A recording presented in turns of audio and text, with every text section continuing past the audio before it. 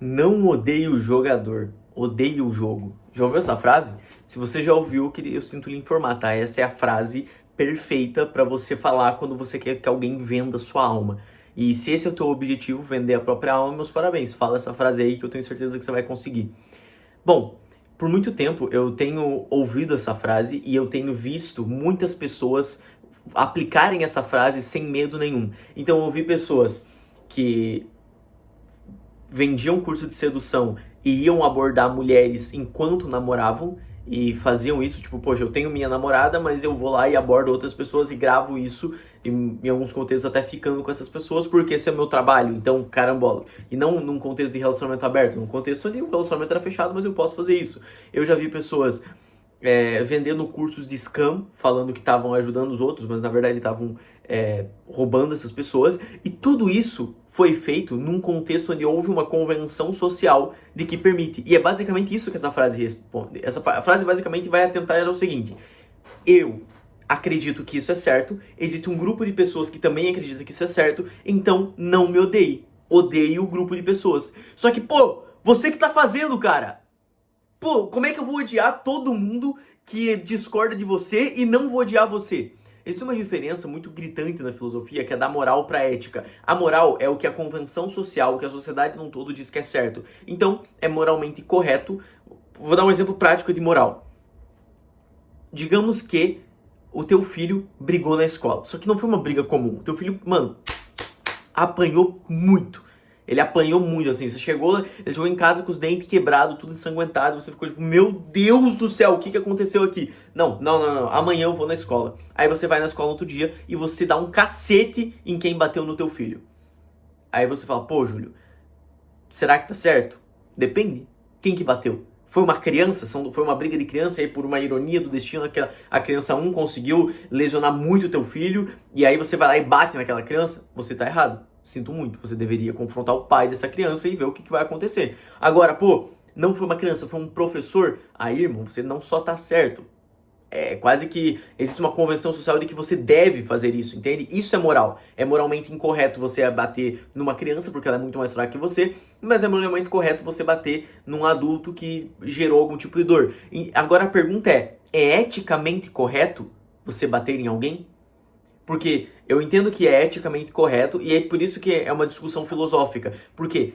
Porque eu sei que não é eticamente correto eu bater em alguém que é muito mais fraco do que eu. É quase que instintivo pensar que não é eticamente correto bater na criança. Mas e no adulto? E aí?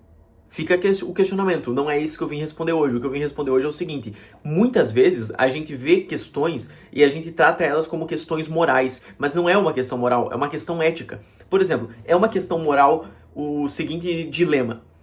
A Anitta produz música para a comunidade periférica em grande maioria, certo? Certo, beleza. Essa música fala muito sobre promiscuidade e propaga a promiscuidade, certo? Certo.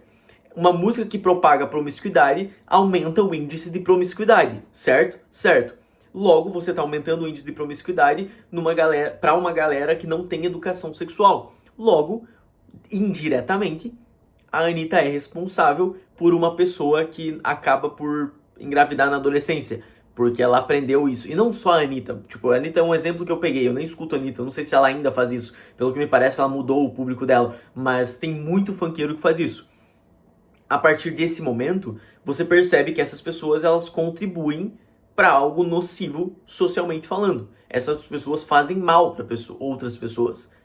Ah, Júlio, mas elas também fazem bem por causa do lance da economia, blá blá blá blá. Tá, o ponto em questão não é esse. O ponto em questão é, por mais que seja moralmente correto o que eles estão fazendo, porque existe uma convenção social de que aquilo é moral, é antiético. Só que a ética, ela é individual do ser. Então aquele indivíduo pode considerar ético o que ele está fazendo. Porque muitas vezes ele tirou a família dele da pobreza, ele está ajudando a família dele e tudo mais. Só que quando que isso vira um problema? Quando você olha para o indivíduo ético, para o indivíduo que não aceitou viver aquilo, para o indivíduo que escolheu percorrer o caminho das pedras, e aí você fala para esse indivíduo o seguinte: mas você não pode me odiar, você tem que odiar o jogo. Como assim tenho que odiar o jogo? Como assim tenho que odiar o jogo e não posso odiar o jogador, sendo que quem tá jogando isso é você? Da onde você tirou que eu não posso odiar? Eu tenho quase que a obrigação de te odiar, porque o ato de eu ser honesto com os meus próprios princípios e valores gira em torno de não gostar de você. E eu não tô falando de te odiar no sentido de, nossa, eu vou quebrar aquele cara na porrada, ou eu odeio esse cara, então eu vou fazer tudo pra atrasar o lado dele. Não, às vezes o te odiar significa pura e simplesmente te bloquear de todas as redes sociais e não consumir o teu conteúdo. Um exemplo disso, eu bloqueei o Twitter de todas as redes sociais. Ponto. Agora eu não tenho mais redes sociais, mas na época ele estava bloqueado em todas. Por quê? Porque ele era um cara que precisava conquistar pessoas. Ele precisava disso, ele precisava de visibilidade. O que ele fez? Ele chamou umas 4 ou 5 musas ali do OnlyFans. Nem sei se musa é como chama, mas ele chamou umas 4, 5 minas aí do OnlyFans. Chamou um monte de influenciador engraçado. E em relação aos influenciadores engraçados, beleza, tava tudo certo. O problema é que ele tava fazendo algo que eu sou absurdamente contra, que é o consumo de pornografia. Pô, todo homem, a probabilidade de você encontrar um homem que nunca consumiu pornografia e já tem 15, 16 anos é quase zero. Então, assim, não vou pagar de puritano, de moralista aqui pra vocês, não. Só que você tem que entender que, muitas vezes, o usuário da droga é exatamente aquele que mais odeia a droga. Então, se eu nunca tivesse encostado na pornografia, eu provavelmente não iria nem... Assim, foda-se. Ele faz o que ele quiser. Mas a partir do momento que eu sei os prós e os contras, eu estudei os contras disso e eu tenho consciência do mal que isso gera, eu não consigo pensar que ele tá fazendo isso na inocência. O que eu consigo pensar é o seguinte, é um homem que sabe que o comportamento mais alucinante, o comportamento mais chamativo, o comportamento mais eletrizante, essa era a palavra que eu tava buscando, o comportamento mais eletrizante, humanamente falando, é qualquer tipo de comportamento derivado da libido. Então, se eu chamar várias mulheres, elas ficarem se expondo, eu não só consigo abrir margem para criar sobre mim uma percepção de que eu pego geral, de que eu sou brabo, de que isso, que aquilo, fazendo piadas com essas mulheres, como eu também vou estar fornecendo visibilidade para essas mulheres, então de certa forma elas vão ser usadas por mim, porque eu vou usar essas pessoas aqui para que eu ganhe visibilidade, e em troca elas também ganham visibilidade. A partir disso é um ganha-ganha, só que na minha concepção é um ganha-ganha antiético, porque empurra pessoas para um mundo que não é legal. Empurra pessoas para consumir conversas que não edificam em nada. E para mim, isso é antiético. E aí, você não pode olhar para mim e falar que eu tenho que odiar o jogo, ou seja, odiar o fato de ter um monte de gente burra que gosta de consumir esse conteúdo de merda, e não odiar quem produz esse conteúdo, pô.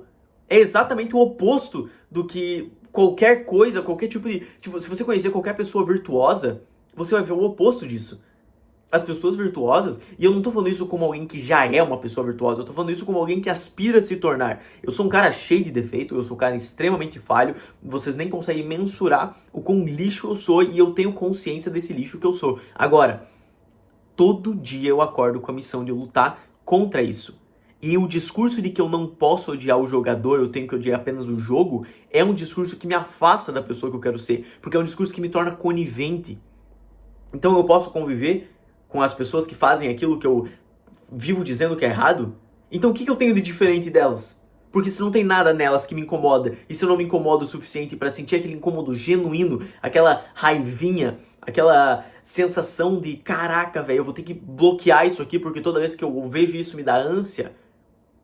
Se eu não tenho essa sensação, então esse princípio ele ainda não foi construído. Ele pode estar sendo construído, tá tudo certo. Às vezes a gente tem que passar pela construção de alguns princípios. Você não começa, você nem sempre vai nascer numa família tão boa que a família vai te ensinar todos os princípios do mundo com perfeição. Às vezes você é um adulto e você acha que é normal mentir. Você não tem repulsa nenhuma pela mentira. Agora, se você conseguir olhar pra mentira e falar, mano, eu tenho nojo disso, aí sim você vai poder falar que construiu um princípio. E a partir desse momento você deixa de ser mentiroso. Então assim, odeio o jogador, odeio o jogo, odeio muito. Mas não se deixe consumir por esse ódio. Eu sei o que eu odeio, então eu me afasto disso. Porque eu quero viver em paz. Mas sim, odeie. E esteja consciente de que você deve odiar. Valeu? Mais um dia, menos um dia.